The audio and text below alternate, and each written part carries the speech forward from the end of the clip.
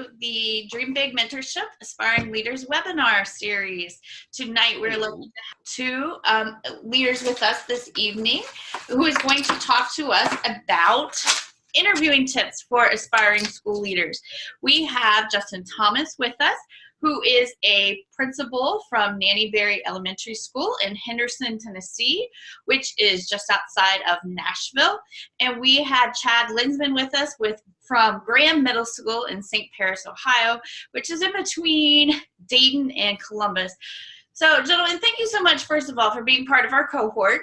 Thank you for spending your time putting together this information. We have a lot of people here that's obviously very interested in this topic tonight. So thank you for your dedication to aspiring school leaders, for giving your time and your expertise on this subject. We're certainly glad to have you. So turning it over to you. Thank you both. Glad to be here. Thanks for having me. Justin, go ahead and if you want a little deeper on introductions there. Sure. Justin Thomas, again from Hendersonville, Tennessee, outside Nashville. Been serving as principal at Nanny Berry for 4 years now, and enjoying that very much. And Chad, introduce yourself. Okay, my name is Chad Linsman. I'm Graham Middle School 6 through 8 building. We have about 450 students. Previously, I was the assistant principal at Graham Elementary. We were pre-K-5 with about 900 students, and before that, I was a first grade teacher and a third grade teacher. So I know I've followed probably a similar path you guys were thinking. I spent 5 years in the classroom, and I've been in 5th year in administration now. So that was kind of my goal all along, and kind of the route I wanted to take. I'm actually back as an administrator where I graduated from. So some of you might be interested in doing that, something similar like that, but that brings us challenges sometimes as well. So, I'm happy to answer any questions you guys might have with that. Go ahead, Justin.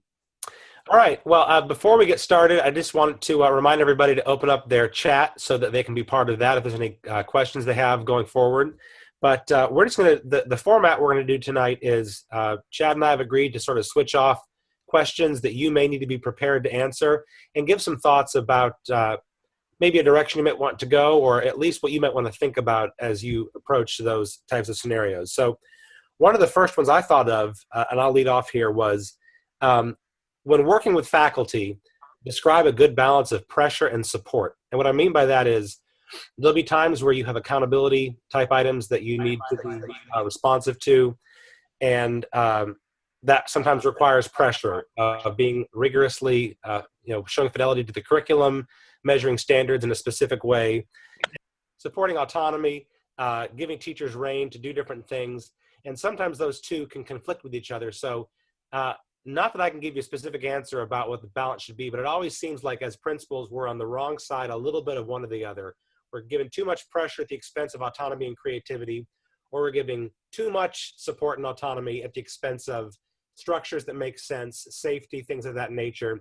And so I think knowing your leadership style to talk about that issue is an important one if somebody asks about your leadership style.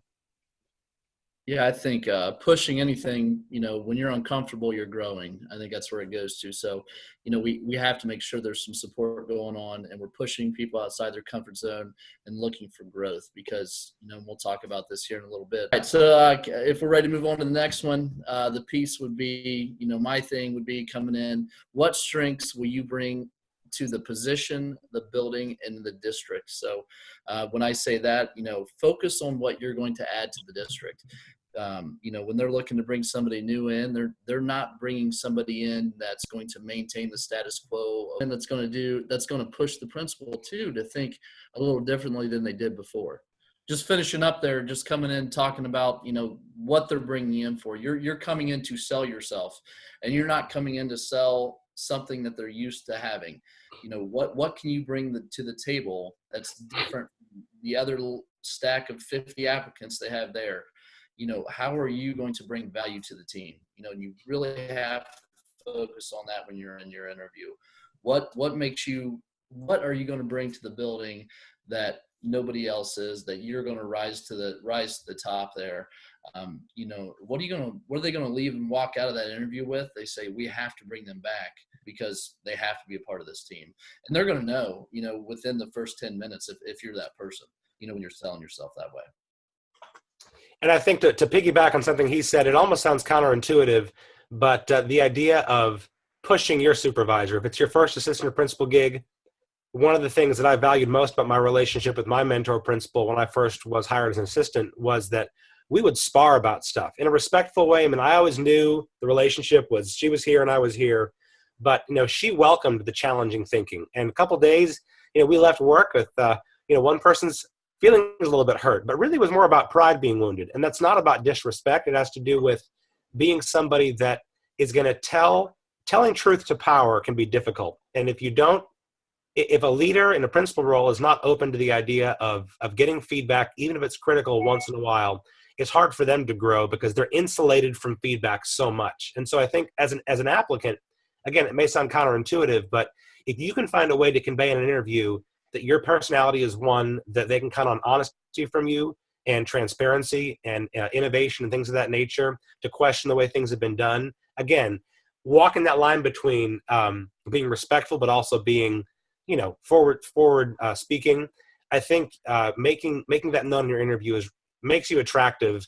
It doesn't make you sound, you got to read the room, I guess, but it may seem like it's a brash way to come across, but they need to know that you're a confident person. Otherwise, you're not really meant to serve in that role. If that makes sense. I think a good way to put that, you still have to listen and understand, Mm-hmm. when we're talking, but you can still professionally challenge thinking, because that is the only way we're going to grow is when we think outside that box and we can professionally push everyone around us. Because once we start thinking we know everything, we're already behind everybody else at that point. Absolutely. So the next question I had was, some conversations can be conducted via email while others require a more personal touch. Where do you draw the line to determine this? Just this past week, we had a teacher that sent an email to a parent at 4:15 on a Friday afternoon. And I can tell you she never would have sent the email with this content had it not been the end of the work week and she was tired. And it wasn't inappropriate, but it was emotional. It was about the child's attention in class. And it was really a message that should have been conveyed either in person or on the phone. And sometimes, you lose so much in print and in typeface that cannot be conveyed. You can be empathetic and a good listener, but there's something about black and white text that doesn't really show emotion. And I think a great thing to remember is so much of your communication can possibly be by email or something like that.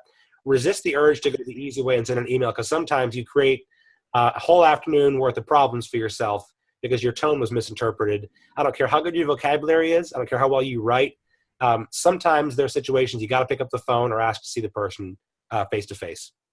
Oh, absolutely agree. If it has to be communicated by email, and it's something that you were worried about the way that came across, follow it up with an in-person conversation, and talk about that. It's definitely more personal, and some conversations are much harder, and those are definitely the ones you have to have in person. And then if there is a hard conversation, be sure to follow that one up with an in-person check-in the following day. So the next piece I think we're going to talk about is what are you going to take with you that shows off who you are as a leader, who you were as in the classroom as a leader. So what are you going to bring with you that separates you from other candidates? So are you going to bring a digital portfolio, a Google site, another website you've created to help showcase this? Bring something in your hands besides just your resume that showcases who you are and what you can do for the district. This is a great chance, if you are tech savvy, to kind of wow the group that you're with. If you're not, figure out a way to showcase who you are, as a leader. This is a great time that, a lot of times people are sitting there, they take turns asking questions. This is a great time to either pass something around, or if it's an iPad you bring with you, so you can pass that around, they can check it out. It gives them something to do as they're listening, and checking out some things you're done, and maybe you'll get some good follow-up questions about some things they see on either your portfolio or your website.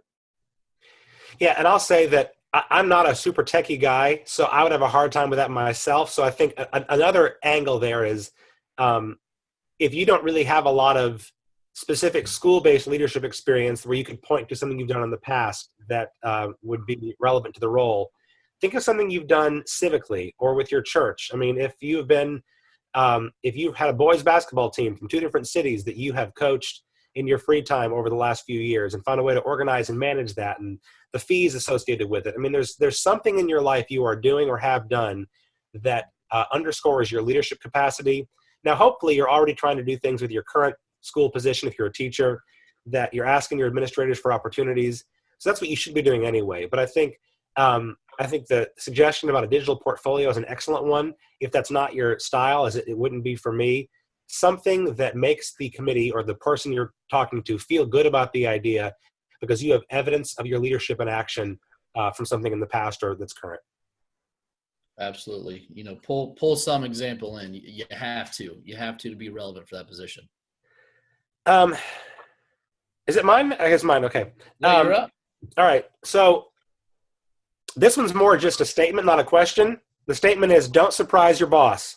Control the message and be the first to get there. It's a really painful but a well-learned lesson early on when you try to take care of some things by yourself, but it really required you telling somebody else that it happened. And I think, again, this goes back to the idea of the principal being sort of insulated from feedback. In my first or maybe second year, just another couple of years ago, something happened at school that I thought was not a very big deal. We handled it with the parent, but then my superintendent called and asked me why he hadn't heard about it from me first. And since then, he and I have had an agreement that, I'm going to be the first one to get to him. Even if it seems like it's overkill to communicate, the thing that superintendents don't like are surprises, because they're into, they're into exposure. They want to, and media and things of that nature. And it's really important that they get ahead of things. And so I would just say, as a piece of advice generally, once you get into your role, be the first to get there, control the message, over-communicate. That's a fantastic piece of advice, because it's not one you think about, when you're in a situation, but the first thing you do, big or small, if you're even questioning if it should be shared, contact the superintendent. It's probably going to come up, either they're going to give you a scenario. What's your first move in this situation? Mm-hmm. Well, number one, check it off the list, alert the superintendent. Mm-hmm. You always want to keep them in the loop, because guess what? They have a group of bosses too. They have the board that he has to communicate with.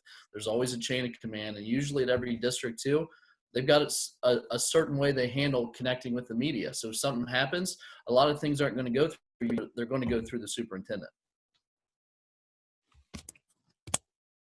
Whoop, I just lost the screen. You guys still hear me? Yeah, something's happening on my... Somebody's drawing for us now. So the next one would be, do your research. Know where you're interviewing for. Don't just, if you're putting resumes out here and there and you're looking, if you're looking for something, you have to know about the district you're interviewing for. For one, you have to be able to answer questions. Data look like? What do you know about the community as a whole? Research the school. If you don't know anything about them when they ask you questions, you're instantly going to be out. There's no way they're going to consider you for the next round. You need to be detailed information about the school, a plan to address either maybe some gaps in that school. You need to be able to value to that school. Yeah, I'll follow up with a one-sentence reply to say that if you didn't care enough to learn something about the school before you came in, why in the world would they trust you with a job that big? Based on that experience. Great follow-up. So a question to put out there: how would you put an end to unhealthy but dearly held practices or traditions at a school without alienating stakeholders? Again, this comes into, Chad said a minute ago, when they're looking to talk to you, they don't want somebody who's the status quo that's going to keep things exactly as they have been. When you walk into a new place, there are symbolic traditions and things people just do. It's what we've done here. We're the fill in your mascot. We're the Bulldogs. At Danny Bray Bulldogs, we do this and this, and we plan this way, or we plan separately, or we celebrate things this way, or whatever else. But every once in a while, some of those things are dysfunctional, but the people in the midst of them don't realize it. And I think that just being aware that you're going to run into that, where it's going to occur to you that something is not functioning well. How do you, without being the heavy, help move that toward a better direction, whatever it may be? It could be a curricular thing, an instructional thing, It could be any number of things, but it will be a big beast you have to slay. And I think being ready to talk about how you can do that smoothly without alienating people is important. It's a tricky one. Yeah, I'll follow up quickly with that. And I think, you know, this is how we've always done it, is one of the hardest things to overcome. And, you will run into that regardless if you're at the highest performing school or the lowest performing school. That is something you will run into. And, pushing that envelope is something that, has to be done. You have to have a plan to attack that. My next piece on there are, what are your certifications? And I'm not, thinking of first aid or anything like that. So there's many, many certifications out there where you can show your value. Are you Google One or Google 2 certified? Are you ITSE, Nearpod? Are you Apple certified? HumanX? Or if you're in Ohio, do you have your OTES certification, or another state, do you have your evaluation certification? Highlight that. Talk about how you're going to use that and how that can bring value to the district, because a lot of districts are investing back into their own people to lead professional development. You can save the district money by being able to come back in and lead professional development. Our district has done a really nice job of coming back in, and investing in their own people and having them become the experts and lead each other. It's really saving the district a lot of money, and it's shining a light on our all-stars of what they're doing. So it helps within and out of our own buildings in our own district. So highlight yourself. What can you get going into that? If you're not Google certified before going into your interview, get it done. That's just something you can get done and easily put on your resume. It's not a hard certification to get. Many districts are Google districts. So that's something you can come in right away and say, I can help lead this. Even Google too. Make sure you have something that highlights what you can do. And like we said earlier, bring value to the district.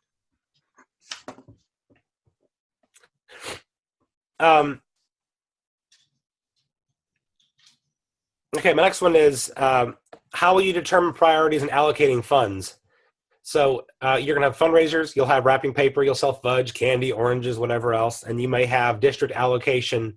And I'm sure every school district's different. Some have site-based finance. Some have district allocated per student. Chad, how do they do it in your school district? Is it site-based or is it district allocated? It's a little bit both. We're smaller, so we do a site-based budget, and this was something I didn't have a lot of experience with, and I was very upfront coming in saying I would need some support with this. Yeah. And then I meet with our district treasurer, and we review that, and then they come back later after meeting with curriculum and technology, and they say, here's what your budget's going to be for the year. So I would just say that it's not like having a personal savings account where you like to keep a little cushion in your life if you can. The main thing to remember is, if we want to drive resources to the classroom, and I think it's important to have some financial acumen about school budgets that you can talk about in an interview.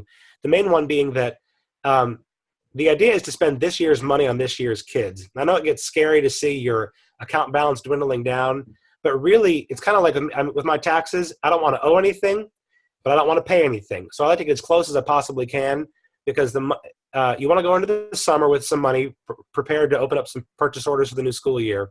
But I think it's important that you have an idea about, like, what are our priorities this year, and how can I spend down to a comfortable level where I have a little bit of a cushion, but not too much, because the money was allocated this year by your county commission, by your school board, et cetera, for your use. And the people that sold wrapping paper and cookies and candy and everything else, they were pretty much told that the idea was to, support something this year. It's hard to get a fifth grade parent to support fundraising if they know you won't spend it for 2 more years and money is just sitting there. So I think having some philosophy about money is important. Yeah, budgeting, that's a tough one, especially a district that hasn't passed a levy in 26 years. Yeah. So penny pinching, but you can really highlight what you value. Where you put the money, and teachers can see what you say. I'm supporting, instruction in the classroom. I'm supporting risk-taking in the classroom. You can really let people see what you truly value with that. Next year, we're even going to do some with our instructional money. People are going to apply to do some, grant type of processes where they're going to go for like 250, 500, even up to 1,000, where they're going to apply with an idea, and they have to justify what they're going to do. They're going to have to say what data they're going to be looking at, and what idea they have and how it's going to impact kids and achievement. And we're going to be able to decide if that's where the money goes or not. So people are going to be really invested in thinking outside of the box. So coming up with some, even though we don't have a ton of money, coming up with some good ideas that kind of support that innovative thinking that we're looking for. My next question on there is, how do you stay current with what is happening in education? And I am sure with the group that we have on here that this is probably not a problem, but they will be asked. So, how do you stay current in your role? Who are you connecting with on Twitter? Who are you connecting with on Voxer?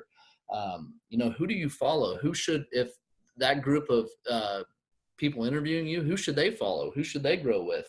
What podcasts do you listen to? How do you push yourself professionally? What's the latest book you've read? What book should we read? What have you done to stay current? And most times you're coming out, if you're just graduating, a lot of times you've just read books for your classes. You can follow up with a nice, easy, something that's like lobbing a softball in there. But when you can pull in some really good people to follow on Twitter, or you could say you have to listen to this podcast, that really hangs on people and lets them know that, hey, this person is really interested in staying on top of what's happening in education. And I think everything Chad just says indicates that a person's hungry. And I think that's the attribute you most want, that I'm wanting more. I'm a curious person. I'm a learner. And as the lead learner, or one of the lead learners, it's important that I also model that. This is going to seem like kind of a faraway thing from your thinking, but go with me here. So the question is, if a water line broke and water was gushing all over a curriculum supply closet, how long would it take you to figure out who to call? Which seems so far from instruction and resources and hiring and all that business. But, there are people that are in charge of departments: maintenance, transportation, finance, instruction, etc. But sometimes the person who can help you most is a certain department secretary. The person that is the electrical foreman, do you know his name? Do you know how to get in contact with the person when you're in some kind of trouble with a bus reroute or your daycare spending policies? I mean, really obscure things, but there are people in your school systems and districts that work in these areas. And the quicker you can redirect someone who needs help to the right person. So if you're in a district right now and you're serving in a teaching role, there's nothing that says you can't, frankly, learn about the directory of your school system and ask your principal, who does this? Who does this? And it may seem a little bit creepy, but I promise you, if you could bypass the learning curve of, and you wouldn't, you wouldn't do it all at one time, but if you can bypass some of the learning curve all those people are, the knowledge and the resources of some of those folks are indispensable. So you got to be thinking about that as a whole campus manager, to have those relationships and know who to contact. Yeah, absolutely. And, just be prepared to wear many, many hats. You might be subbing in a classroom. You might be cleaning up a pile of puke from the cafeteria.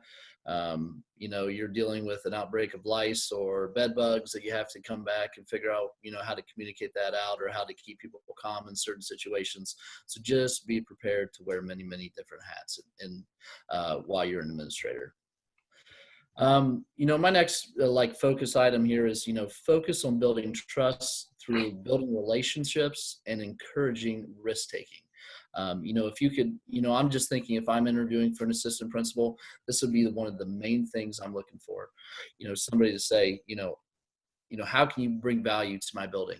Well, I'm going to come in, I'm going to grow relationships. I'm going to encourage people to take risks and think outside the box and be innovative. Then I'm starting to listen. We call it the hashtag power of yes. We say yes when somebody's got an idea. We encourage that risk taking. I need somebody with me that's going to do the same thing. My assistant principal right now, we see eye to eye in this. We do a lot of the similar things. We want people to take risk and fail and grow. And, that's the type of environment that creates innovation. Yeah, absolutely. I think you got to be forward thinking, and, progress is looking at an old problem and finding a new way forward with it. And I think we have lots of old problems that still need to have some chiseling away at. So I would agree with that. I think based on time, I'll do my last one here, and Chad may have one more.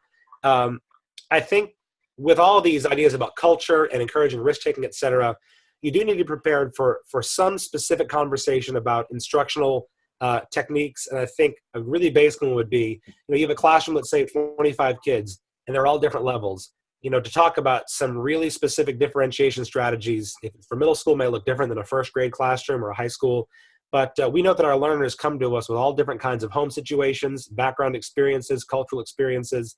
So I think being prepared to, even if it's just a couple talking points, a good politician can take any question and turn it into what they want to talk about. So you can find a way in an interview to sort of shield yourself from questions you can't answer specifically by taking a prompt and moving sort of in the direction you want to go. So I think being able to talk about instructional strategies, a story where you've been successful with students of different abilities, and how you went about being sure that they were mastering what you were doing, I think is really important, just to be able to talk shop about teaching a little bit as well. Yeah, I think that's a great point. You still, you're the lead learner, you're the instructional leader of the building. The managerial things have to happen, but they're going to want to know how you're going to push the building academically. Then the rest kind of supports that. So that's a great point to put in there. And I'll kind of summarize my last three because they're really, really important going in there. I feel like the number one goal of a leader is to build other leaders. And just remember that, if you can just get that in there, and that's from students to classroom teachers to aides to support staff to teachers. You're growing your replacement for one. If you walked out of there, could that building keep going? Your number one goal as a leader is to grow other leaders in your building.